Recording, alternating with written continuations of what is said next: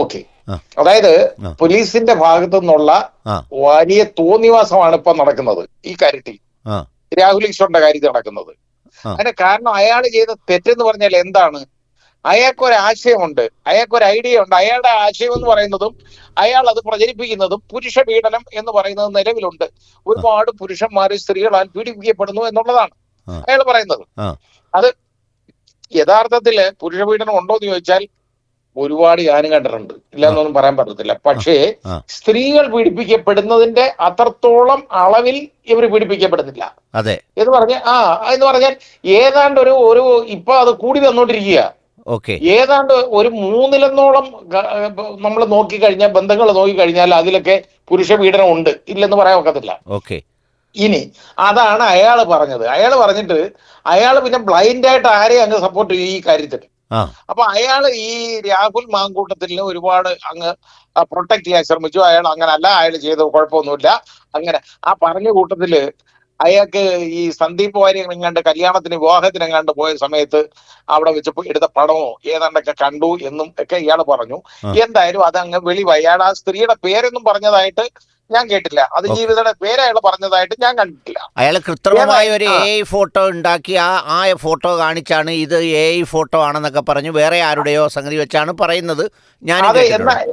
എന്ന് അയാൾ പറയുന്നു. അത് തന്നെ. ആ അപ്പൊ അയാള് അത് എന്തോ ആവട്ടെ. അതിനി അയാള് യഥാർത്ഥത്തിൽ ഈ അതിജീവിതയുടെ പേര് വെളിവാക്കി, അല്ല ഐഡന്റിറ്റി വെളിവാക്കിയെന്നിരിക്കട്ടെ. ആ അങ്ങേയറ്റം മാക്സിമം അതല്ല ഉള്ളൂ. ആ അതിന് ഞാൻ ചോദിക്കട്ടെ, ഈ ഗർഭം ഉണ്ടാക്കിയെന്ന് പറഞ്ഞവനും ബലാത്സംഗം ചെയ്തെന്ന് പറഞ്ഞവനും വെളിയിലിറങ്ങി ആ നടക്കുന്നു, ആ ഒരു കുഴപ്പമില്ല.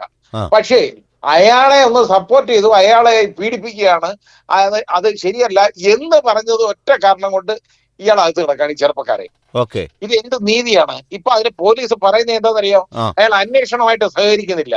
ആ അയാള് എന്തോ അയാളുടെ ലാപ്ടോപ്പ് പോയി, ഇയാളെ കൊണ്ടങ്ങ് നടക്കുക വെറുതെ ഇയാളെ ആ ആക്ഷേപിക്കാനായിട്ട്. ആ എന്നിട്ട് അയാളുടെ ലാപ്ടോപ്പ് കൊടുത്തിട്ട് അതിന്റെ പാസ്വേഡ് പിടിച്ചെടുത്തു.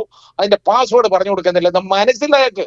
ആ അയാൾക്ക് ഇന്ത്യൻ ഭരണഘടനയുടെ ആർട്ടിക്കിൾ 23യുടെ പ്രൊട്ടക്ഷൻ ഉണ്ട്. ആ 20 ക്ലാസ് 3യുടെ പ്രൊട്ടക്ഷൻ ഉണ്ടായത്. ആ അതിന്റെ കാരണം ആ, അതായത് no person shall be compel to act as a witness himself. ആ ഒരാളെക്കെതിരെ അയാൾ സാക്ഷിയായിട്ട് അയാളെ മൊഴി കൊടുക്കാൻ അയാളെ നിർബന്ധിക്കരുത് ആ എന്നാണ്. ആ ഇപ്പൊ ഇന്ദിരാഗാന്ധി പണ്ട് ഷാ കമ്മീഷനെ അപ്പിയർ ചെയ്യണമെന്ന് പറഞ്ഞപ്പോൾ അവരിറങ്ങിയപ്പോ ഒരു കലങ്ങിന്റെ മുകളിൽ കയറി ഇരുന്ന ഒരു സംഭവം നമുക്കറിയാമല്ലോ. അറിയാം അറിയാം. ആ ആ ആ മനസ്സില്ല എന്ന് പറഞ്ഞു. ആ എന്നിട്ട് എന്തോ ചെയ്തു?